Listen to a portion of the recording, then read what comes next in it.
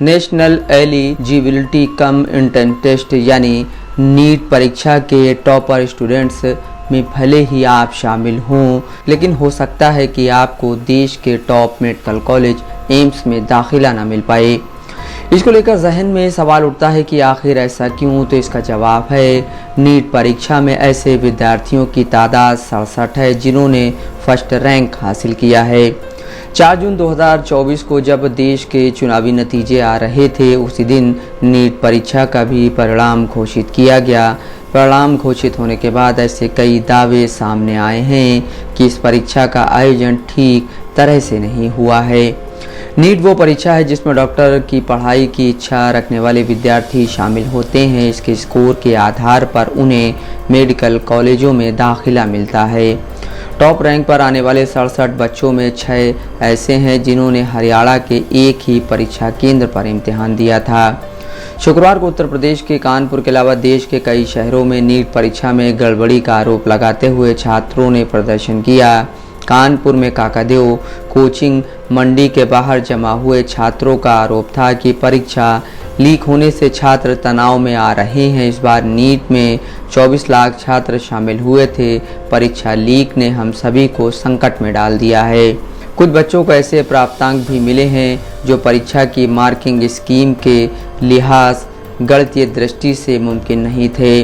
वहीं दूसरी ओर इन दावों को खारिज करते हुए इस नीट का आयोजन करने वाली नेशनल टेस्टिंग एजेंसी ने परीक्षा में किसी तरह की धांधली या प्रश्न पत्र लीक होने से संबंधित आरोपों से इनकार किया है। नेशनल टेस्टिंग एजेंसी ने अपने स्पष्टीकरण में कहा है कि सिर्फ उन्हीं विद्यार्थियों को अतिरिक्त मार्क्स दिए गए हैं जिन्हें प्रश्न पत्र समय पर नहीं मिला था। हालांकि इस बार के नीट में शामिल होने वाले कई विद्यार्थी परीक्षा फिर से आयोजित कराए जाने की मांग कर रहे हैं। देश की कई अदालतों में इसे लेकर मुकदमे भी दायर किए गए हैं। इस बार नीट परीक्षा का आयोजन 5 मई को कराया गया था। नीट परीक्षा में शामिल होने के लिए 24 लाख से ज़्यादा विद्यार्थियों ने अपना रजिस्ट्रेशन कराया था।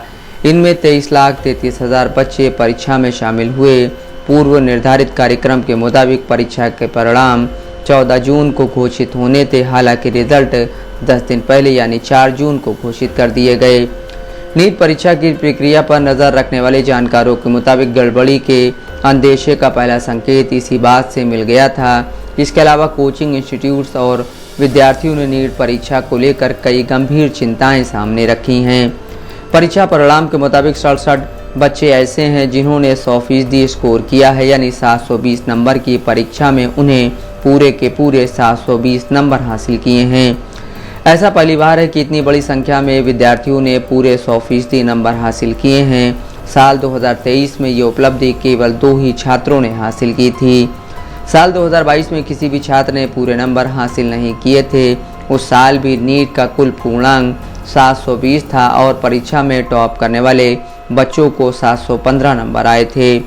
इस बार की नीट परीक्षा में जिस बात की ओर सबका ध्यान गया वो ये है कि 67 टॉपर स्टूडेंट्स में से 6 बच्चों का परीक्षा केंद्र हरियाणा के झज्जर जिले का एक सेंटर था।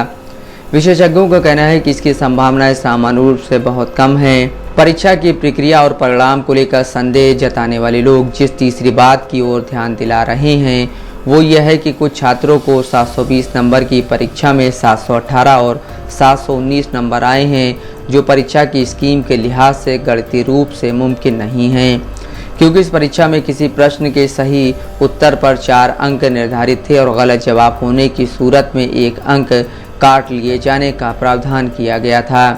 इसलिए अगर किसी छात्र ने सभी सवालों के सही जवाब दिए और उससे एक जवाब गलत हो गया तो मार्किंग के नियम के मुताबिक वो 715 नंबर हासिल करेगा। पेपर लीक के भी आरोप सामने आ रहे हैं। इस सिलसिले में बिहार में एक FIR दर्ज की गई है और 13 लोगों को गिरफ्तार किया गया है। बिहार पुलिस की आर्थिक अपराध शाखा ने इस केस की जांच के लिए स्पेशल इन्वेस्टिगेशन टीम यानी SIT का गठन किया है।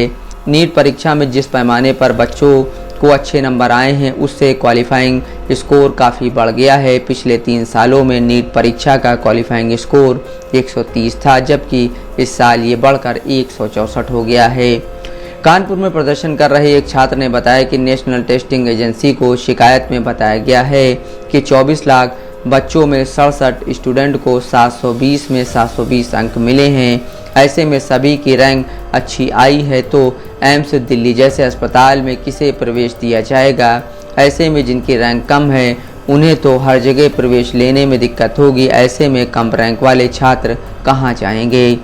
नेशनल टेस्टिंग एजेंसी ने 6 जून को एक प्रेस रिलीज जारी कर इन तमाम आरोपों से इनकार किया है। एनटीए ने अपने जवाब में कहा है कि जल्द से जल्द परिणाम घोषित करना एक तय प्रक्रिया है। इस बार एनटीए ये काम 30 दिनों के भीतर कर पाई है। एनटीए ने इस बात से भी इनकार किया कि परीक्षा का पेपर लीक हुआ है। इसके अलावा एजेंसी ने कहा है कि परीक्षा की शुचिता से समझौता नहीं किया गया है। परीक्षा के बारे में अन्य शिकायतों पर एजेंसी ने कहा कि वो तय प्रक्रियाओं के तहत कार्रवाई कर रही है। पिछले कुछ दिनों में सोशल मीडिया पर छात्रों और कोचिंग सेंटरों ने बहुत सारी शिकायतें की हैं। मोशन एजुकेशन नाम के इंस्टीट्यूट को चलाने वाले नितिन विजय ने एक्स पर लिखा, इस बार एक ही जैसे कट ऑफ वाले छात्रों की संख्या 3 गुना हो गई है। ये असंभव है। इस बार का पेपर पिछले साल की तुलना में आसान तो नहीं था, चीटिंग हुई है। हमें अपनी आवाज़ उठानी चाहिए। सोशल मीडिया प्लेटफॉर्म एक्स पर कोचिंग इंस्टीट्यूट फिजिक्स वाला के संस्थापक अलख पांडे ने कहा है कि वे खुद एक छात्र की उत्तर पुस्तिका जांच चुके हैं और उन्होंने पाया कि छात्र को एनटीए ने 85 अतिरिक्त नंबर दिए हैं। 17 मई को अदालत ने ऐसी ही एक याचिका के तहत नोटिस जारी किया था, लेकिन अदालत ने कहा था कि इसकी सुनवाई गर्मियों की छुट्टी के बाद की जाएगी। उस याचिका में कहा गया था कि पेपर लीक होने के कारण कई मेधावी छात्रों को बराबरी का अवसर नहीं मिला है। याचिका में मांग की गई थी कि हर राज्य में पेपर लीक की जांच के लिए एक विशेष जांच दल का गठन किया जाना चाहिए। नफीस अहमद, दस्तक लाइव न्यूज़।